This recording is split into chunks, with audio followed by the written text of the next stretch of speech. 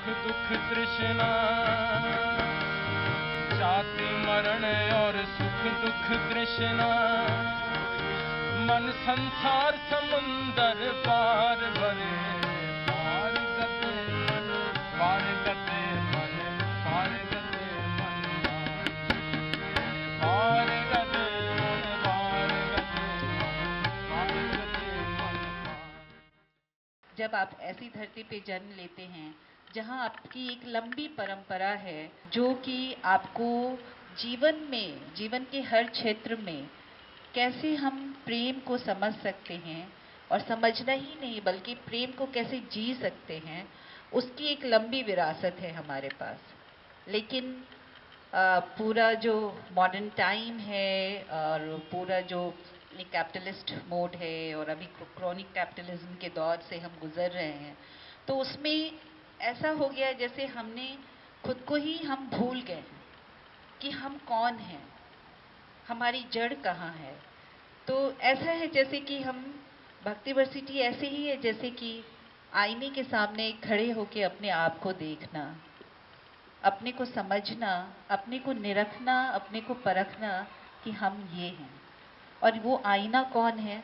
तो मुझे लगता है भक्ति वर्सिटी के लिए और हम सब के लिए वो आईना हो सकता है हमारा भक्ति मूवमेंट, जो बहुत पूरे पैन इंडियन उसमें होता है, बहुत लंबे समय में होता है। वो साउथ से शुरू होके फिर नॉर्थ आता है और सारी भाषाओं में होता है। और हम जिसकी भी बात करें, मतलब एक जो वननेस की अगर हम स्पिरिचुअल टर्म में बात करें, रिलीजन के टर्म में बात करें, तो वननेस जो है वही जो है हमारे जीवन का लक्ष्य होना चाहिए, या उसी की तलाश में हम तरह तरह की चीज़ें करते हैं, जीवन के विभिन्न दौर से गुजरते हैं। तो भक्ति मूवमेंट में पहली बार मुझे ऐसा लगता है हमारे जो सबसे नियरेस्ट हिस्ट्री है उसमें जेंडर, क्लास, कास्ट, नस्ल, भाषा, सबकी दीवारें भरभरा कर टूट जाती हैं। चाहे लोग हंसे या बोल कसे, लोग हंसे या बोल कसे, घट अंतस भेद न होई, जानो साचो भक्ति, जानो साचो भक्ति, मन करपण। संसार की पहली महिला सूफी संत राबिया अल-बसरी का जन्म इराक के बसरा शहर में 713 ईस्वी में होता है। बहुत ही गरीब, यतीम और गुलाम राबिया बचपन से ही खुदा की इबादत किया करती थी। गुलामी से आज़ाद होने के बाद वो गांव-गांव, सहरा-सहरा, जंगल-जंगल भटक के खुदा की इबादत करने लगी। एक रात वो किसी गांव में पहुंची और लोगों का दरवाज़ा खटखटाने लगी कि एक रात रहने के लिए जगह मिल जाए, लेकिन उनको कोई आसरा नहीं देता है। तो वो सारी रात आसमान के नीचे चांद तारों के साथ खुदा की इबादत करती हुई बिताती हैं। वो रात खुदा के नूर की रात बन जाती है और खुदा का नूर राबिया के भीतर उतर आता है। अगली सुबह राबिया फिर से हर दरवाजे पे जाती हैं और सबका शुक्राना अदा करती हैं कि अच्छा हुआ जो आपने रात मुझे आसरा नहीं दिया, नहीं तो मैं खुदा के नूर से वंचित रह जाती। राबिया की ये कहानी वंचना को विपुलता में बदलने की कथा है। एक बार की बात है, राबिया एक हाथ में आग का बर्तन लेके और दूसरे हाथ में पानी का बर्तन लेके सड़क पे दौड़ रही थी। तो लोगों ने पूछा, राबिया भी आप ये क्या कर रही हैं? तो उन्होंने कहा कि मैं आग से जन्नत के सुख को जला रही हूं और पानी से जहन्नुम के आग को बुझा रही हूं। क्या मंदिर मस्जिद दैरो हरम, जिधर देखो सूरत यार है, जिधर देखो सूरत यार है, एक तो एक पुकार है, एक तो एक जहाँ नाम ना दीवार है, अपनी सजदे में हूँ, अपनी सजदे में हूँ, या यूं कहूँ अपने में हूँ।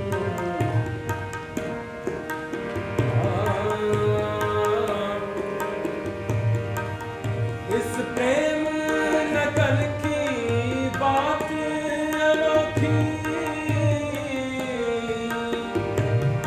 यहाँ बंदगी है बाबंदगी, यहाँ बंदगी है बाबंदगी।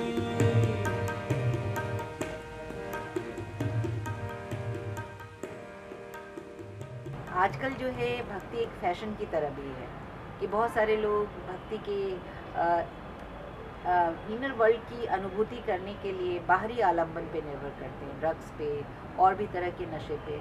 तो मैं कहूँगी ये संसार से पलायन का नाम है। जब हम प्रेम करने की अपनी शक्ति को महसूस नहीं कर पाते, अपनी ज़िंदगी का सामना नहीं कर पाते, तो इसमें जाते हैं। अगर आपको सच में सच्ची भक्ति अनुभव करना है, प्रेम की अपनी क्षमता को अनुभव करना है, तो इन बाहरी आलंबनों से अलग होना होगा। अपने आंतरिक क्षमता पे, अपने भीतर वो नशा पैदा करना होगा। और प्रेम के नशा से बढ़ के तो कोई नशा होता ही नहीं है।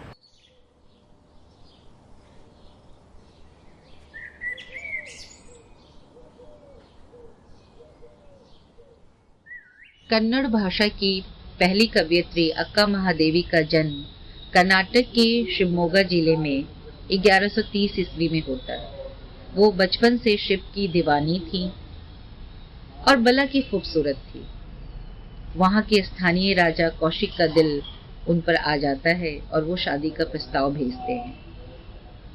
अक्का के माँ बाप शादी का प्रस्ताव ठुकरा देते हैं तो राजा उनको तरह तरह से यातना देने लगते हैं। माँ बाप के कष्ट को देख के अक्का महादेवी 2 शर्तों के साथ राजा से विवाह के लिए तैयार हो जाती हैं।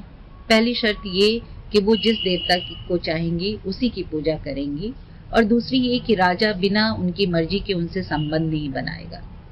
राजा जब शर्त तोड़ देते हैं तो अक्का महादेवी महल छोड़ के आने लगती हैं।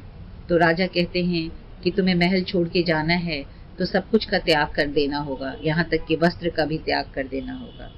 और अक्का महादेवी का साहस देखिए कि वो भरी सभा में अपने सारे वस्त्र उतार देती हैं और अपने लंबे बालों से अपनी देह को ढककर महल से निकल जाती हैं और शिव को पाने की एक नई यात्रा पे निकल जाती हैं।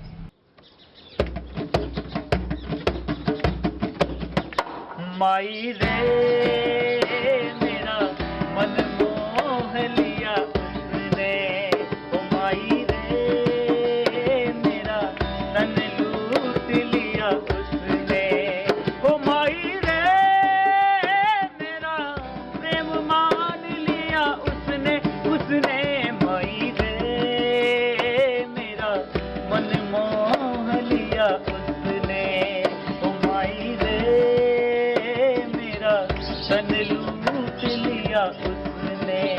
ओ मेरे जीवन का बना रे आधार वही, ओ चैन मल्लिका अर्जुन की हुई में मेरा प्राण वही, ओ मेरे जीवन का बना रे आधार वही, ओ चैन मल्लिका अर्जुन की हुई रे मेरा प्राण वही, ओ मैं तो हुई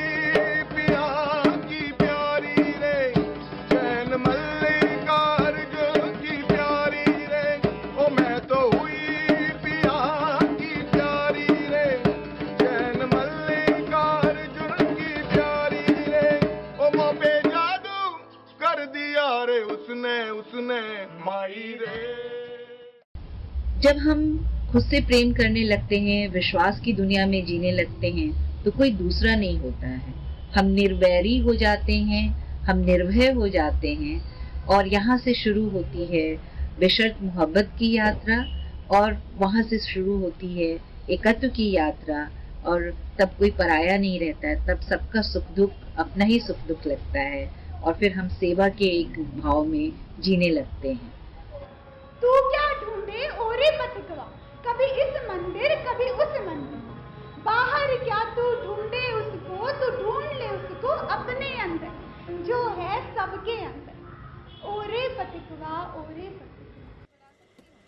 हाँ बना सकते हैं, क्या बनाना जानते हो बनाओ।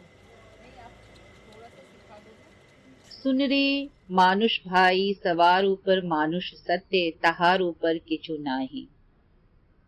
बंगाली कविता को मानवता का पाठ पढ़ाने वाले पहले कवि चंडीदास का जन्म 1320 ईस्वी में बंगाल के बीरभूम जिले में होता है।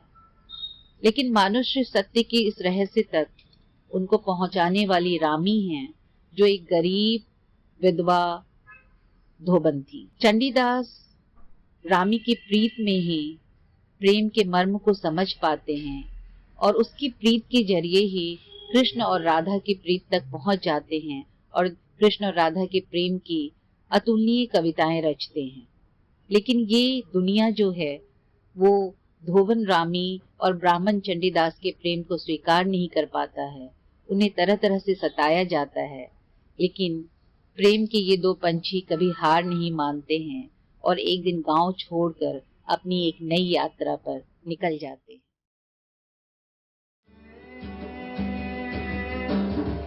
कैसा मेरा